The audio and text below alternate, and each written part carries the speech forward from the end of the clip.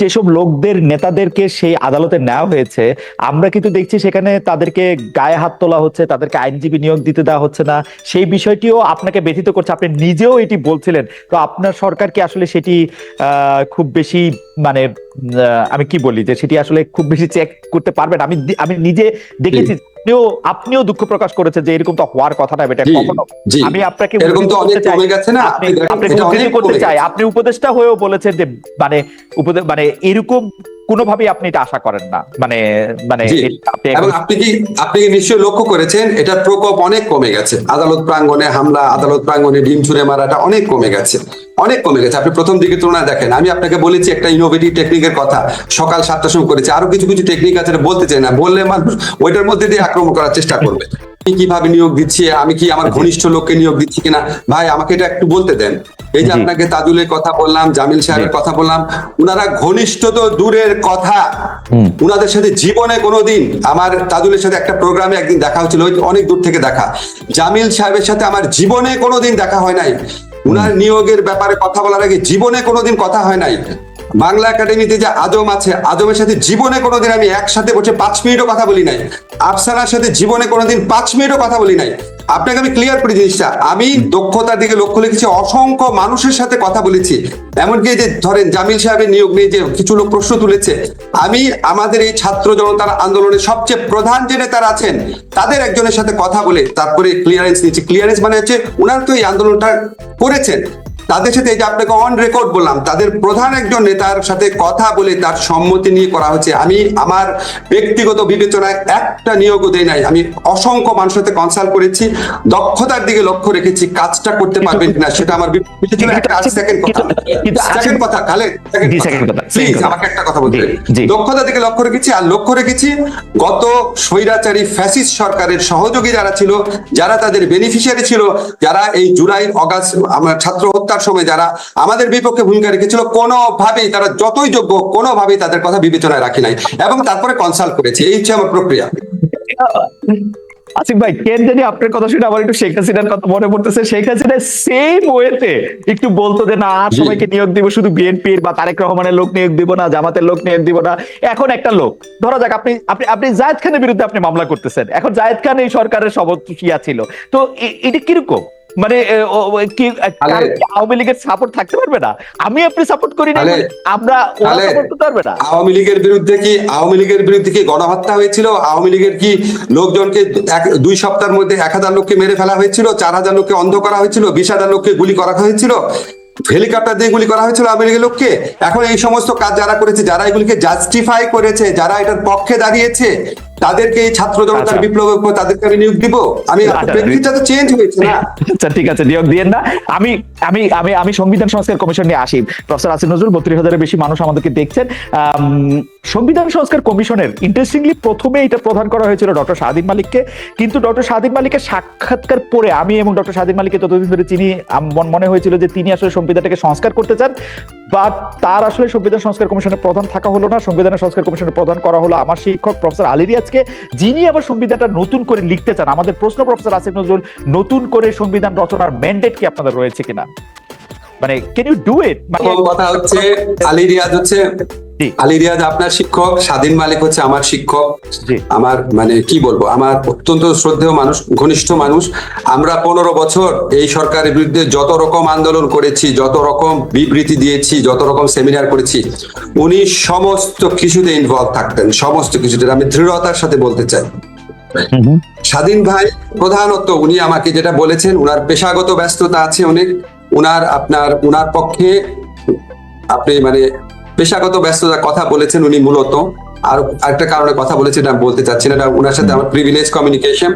উনি পেশাগত ব্যস্ততার কারণে প্রধানত এই দায়িত্ব পালন করতে চান না, কিন্তু আমরা কমিশনের পক্ষ থেকে যে সমস্ত এক্সপার্টের সাথে কথা বলবো, অবশ্যই ওনার সাথে আমরা কনসাল্ট করবো।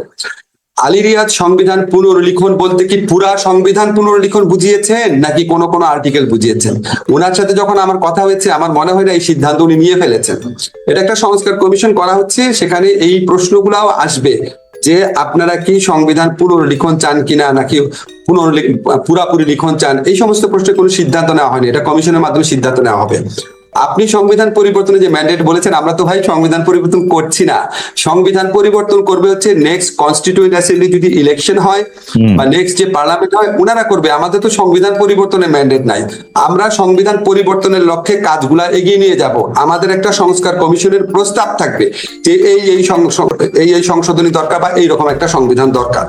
এরপর এটা ব্রড বেস পলিটিক্যাল পার্টির সাথে আলোচনা করা হবে দ্বিতীয় স্তরে। উনারা এটা কিভাবে গ্রহণ করতে চান, উনারা কনসেনসাসের ভিত্তিতে গ্রহণ করতে চান নাকি উনারা আপনার গণভোটের ভিত্তিতে চান নাকি উনারা কনস্টিটিউয়েন্ট অ্যাসেম্বলি ইলেকশন করতে চান, তারপরে আপনার জনগণের মতামতের জন্য এটা রাখা হবে। এগুলি পরে ডিসিশন, কোনো ডিসিশন এখন নেওয়া হয় নাই, জাস্ট সংবিধান সংস্কারের একটা উদ্যোগ নেওয়া হয়েছে। এই উদ্যোগ এই আলোচনার মধ্যে দিয়েই ঠিক হবে এটা কিভাবে করা হবে এবং কতটুকু করা হবে। বর্তমান সরকারের সাথে জামায়াতের সম্পর্ক সবচেয়ে বেশি, আসলে জামায়াতই বর্তমান সরকারের চালিকা শক্তি।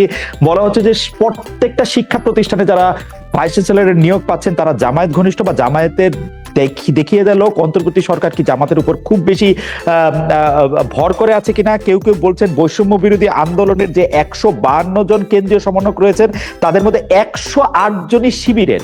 এই কারণে কি এই সরকার শিবির দিয়ে বা জামাত শিবির দিয়ে পরিচালিত হচ্ছে বলে কেউ কেউ বলতে চাচ্ছেন? এই কথা নিয়ে আপনার একটু মন্তব্য। আচ্ছা, আমি কিন্তু ফেসবুকে এরকম প্রচারণাও দেখেছি, আপনিও দেখেছেন, খেয়াল করে দেখেন যে বাকশালীদেরকে পুনর্বাসন করছে এই সরকার। আমি এরকম প্রচারণাও দেখেছি আওয়ামী লীগের বদলে বিএনপি সরকার এসেছে, সব বিএনপি লোককে দেওয়া হচ্ছে, এখন আবার বলা হচ্ছে জামাতের দেওয়া হচ্ছে। কাজে আপনি প্রচারণা না দেখে আপনি অ্যাকচুয়াল ফ্যাক্টস গুলা দেখার চেষ্টা করবেন। আপনাকে একটা এক্সাম্পল দেখালে তাহলে আপনি একটু বুঝতে পারবেন। ধরেন আমি যখন আন্তর্জাতিক অপরাধ আদালত, যেটা ইন্টারন্যাশনাল ক্রাইম ট্রাইব্যুনাল অ্যাক্ট, সেখানে যখন আমার মন্ত্রণালয়ের পক্ষ থেকে চিফ প্রসিকিউটরকে নিয়োগ দেওয়া হলো, সেদিন ফেসবুকে সারাদিন প্রচারণা চললো যে আমি হচ্ছে জামাত, কেন আমি তাকে নিয়োগ দিলাম। উনি এবি পার্টির লিডার ছিলেন, এবি পার্টি থেকে পদত্যাগ করেছিলেন, খুবই বড় আইনজীবী, এটা তো আপনারা জানেন। এই আন্তর্জাতিক অপরাধ ট্রাইব্যুনালের সবচেয়ে অভিজ্ঞ আইনজীবীদের একজন। তখন 24 ঘন্টার মতো প্রচারণা চললো আমি হচ্ছে জামাত। পরে একদিন বিরতির পর শিল্পকলা একাডেমিতে আরেকজন অত্যন্ত প্রসিদ্ধ শিক্ষক জামিল আহমেদ সাহেবকে নিয়োগ দেওয়া হলো। সাথে সাথে 24 ঘন্টার ব্যবধানে প্রচারণা চললো আমি আসলে বাকশালী, আমি খাদানিক এবং আমি নাস্তিক। এখন আপনি বলেন দুইটা জিনিস কি একসাথে সত্যি হতে পারে? কাজে মানুষের মধ্যে ধরেন ফেসবুক আমাদের জন্য একটা সম্ভাবনার অপারদ্বার খুলে দিয়েছে। আর এখন তো কারো আপনার জালিম সরকার না, আমরা বাক স্বাধীনতার কথায় কথায় সাইবার সিকিউরিটি অ্যাক্ট প্রয়োগ করবো না, কারো অত্যাচার হবে না, কথা বলার জন্য এখন পর্যন্ত কোনো রকম খারাপ ঘটনা ঘটেনি, ইনশাল্লাহ আর কোনোদিনও ঘটবে না আমাদের সরকারের আমলে। ফলে মানুষ আপনার যার যা ইচ্ছা মতো বলছে। এখন দেশ নিয়ে সবাই খুব কনসার্ন, তো এটা আবার পজিটিভ দিকও আছে, সবাই কনসার্ন হয়ে সবাই অনেক ধরনের উদ্যোগ প্রকাশ করছে। আপনাকে আমি একটা, এই যে বলা হচ্ছে একটা মিনিট 152 জনের মধ্যে 108 জন শিবির, এই প্রচারণার কোনো প্রমাণ আছে? একটা কথা আপনাকে বলি, যেমন আপনি দেখবেন ফেসবুকে কেউ বলা শুরু করেছে যে জাফর ইকবাল সাহেব তো ঠিকই বলেছিল, এটা তো আসলে জামাত শিবিরের আন্দোলন, এটাও আমি দেখেছি। আচ্ছা ভাই, এই যে বিএনপি সাংবাদিক সম্মেলন করে বললো যারা মারা গেছে তাদের মধ্যে 50% হচ্ছে বিএনপির লোক, ঠিক আছে? আর আজকে আমি একটা টক শো দেখছিলাম, আমার চোখ দিয়ে পানি পড়ছিল। বরকতুল্লাহ বুলুর ছেলে সানিয়া, যে ছেলেটা আপনার পুরো ঘটনা বর্ণনা করলো, তার মা ছিল পাশে। আমি কিন্তু আন্দোলনকালে আমি তাকে চিনতাম না, আমি তার ছবিটা ফেসবুকে দিয়ে বলেছিলাম বাংলাদেশের জয় হবে। একটা মা তার ছেলে টর্চার হচ্ছে, তারপর তাকে বলছে আমরা তোমার সাথে আছি। এই যে ওই ভিডিও, ওই ছেলেটার বর্ণনা করলাম, এখন সে কি জামাতের লিডারের ছেলে? আজকে আপনি মুগ্ধর স্ট্যাটাসের কথাটা মনে করেন, মুগ্ধ যে স্ট্যাটাস দিয়েছে, হঠাৎ করে আপনি যা ইচ্ছা তো বললে হবে না, আপনাকে প্রমাণ দেখান জিনিসটা। আমি যেটুকু জানি খালেদ, আমি ঢাকা বিশ্ববিদ্যালয়, খালেদ একটা জিনিস, ঢাকা বিশ্ববিদ্যালয়ের শিক্ষক হিসাবে কাছের থেকে আমি যেটা জানি, এই জালিম ফ্যাসিস্ট সরকারের বিরুদ্ধে আন্দোলনে এমনকি ছাত্রলীগের সাধারণ কর্মী যাদেরকে টর্চার করে ছাত্রলীগ বানানো হয়েছিল, এমনকি তাদেরও কারো কারো পার্টিসিপেশন ছিল। বিপুল সংখ্যক ছাত্র দলের নেতার সংশ্লিষ্টতা ছিল, শিবিরদের আমি চিনতাম না, তাদেরও থাকতে পারে, বাম দলের সংশ্লিষ্টতা ছিল, সাধারণ মানুষের সংশ্লিষ্টতা ছিল, তারা তো বাংলাদেশের মানুষের অংশ, সবার অংশগ্রহণ ছিল। আচ্ছা, আমি আপনার সাথে কথা বলার একটা সুবিধা হলো যে আপনার কথা থেকেই আসলে গুরুত্বপূর্ণ কথাগুলি ক্লু পাওয়া যায়। আপনি আন্তর্জাতিক অপরাধ ট্রাইব্যুনালের আইন বা তাদের চিফ প্রসিকিউটরের কথা বলেছেন। প্রফেসর আসিফ নজরুল, আমি একজন জুরিস্ট হিসেবে আপনার কাছে প্রশ্নটা করতে চাই যে সেই আইন আপনারা সংশোধন করছেন, সেই জায়গায় আপনি যাকে চিফ প্রসিকিউটর আপনারা যাকে নিয়োগ দিলেন, সেই আইনজীবী তাজুল ইসলাম, জামায়াত নেতা মতিউর রহমান নিজামী, আলী হাসান মোহাম্মদ মুজাহিদের আইনজীবী ছিলেন। তিনি, তার কিছু পেন্ডিং কেস রয়েছে এই আদালতে, তাকে আবার আপনি দেয়ালের এই পাশে নিয়ে আসলেন, এরকম কোন উদাহরণ কি আছে? মানে ওয়াজ ইট এ মাস্ট? মানে তাজুল ইসলাম কি কেন এটা চিফ প্রসিকিউটর করতে হবে? আচ্ছা, ঠিক আছে। এখন আপনি আমাকে বলেন, বাংলাদেশে যারা আইনজীবী আছে তাদের একটা বড় অংশ হচ্ছে প্রো আওয়ামী লীগ, এটা তো সত্যি কথা। রাইট। এখন আপনার কি ধারণা তারা এই আদালতে আইনজীবী হতে রাজি হবে, যে এই আদালতে আওয়ামী লীগের নেতাদের বিচার হবে? আপনার কি ধারণা তারা রাজি হবে? আবার ধরেন কিছু কিছু আইনজীবী আছে যাদের দক্ষতা নিয়ে বড় একটা অংশ তো বিএনপির আইনজীবীরাও আছেন যারা খুব আনন্দ নিয়ে রাজি হবে আওয়ামী লীগের লোকদের বিচার করতে। তাই আপনার ধারণা না? জি, আমার ধারণা। আমি আপনাকে নাম দিতে পারি, আমি আপনাকে নাম দিতে পারি, খালেদ, আপনাকে একটা কথা বলি খালেদ। আচ্ছা ঠিক আছে, আমাদের এই আদালতে তো আরো কিছু আইনজীবী নিয়োগের বিধান আছে। আপনাকে আমি একটা চ্যালেঞ্জ করে দিলাম, আপনি বিএনপির দক্ষ কোনো আইনজীবী কিন্তু এনে দেন ভাই, এখানে মানে গুরুত্বপূর্ণ উপস্থিত হওয়ার আছে। আরেকটা কথা আপনাকে বলি, তাজুল তো এখানে আইনজীবী, তাজুল তো বিচারক না। তা আপনারা যখন যুদ্ধ অপরাধের আদালতে যখন বিচার হচ্ছিল, তখন যারা এই জামাতি নেতাদের বিপক্ষে যারা আইনজীবী ছিলেন, তারা তো সবাই আওয়ামী লীগের পলিটিক্সের সাথে ইনভলভ ছিল, আওয়ামী লীগ পন্থী আইনজীবী ছিল, তারা আওয়ামী লীগ পন্থী আইনজীবী ছিল, আপনার মনে আছে? তো তখন আপনার বিচারে কোনো সমস্যা হয়নি, আমরা বিচারে অন্যান্য প্রসঙ্গে প্রশ্ন তুলেছি, কিন্তু এটা নিয়ে প্রশ্ন তুলিনি। আমরা আইনজীবী তো সরাসরি ভাবেই প্রমাণ করার চেষ্টা করবে দোষ আছে, এবং আমরা তো এই স্কোপটা রেখেছি, যাদের বিরুদ্ধে অভিযোগ আসবে আপনারা পৃথিবীর শ্রেষ্ঠতম আইনজীবীকে নিয়োগ করেন, যেটা গত সরকার করে নাই। আপনারা বেস্ট আইনজীবী নিয়োগ করেন। আমরা তো বিচারক আর জামাত থেকে নিয়োগ করছি না, আমরা তো বিচারক আর বিএনপি থেকে নিয়োগ করছি না।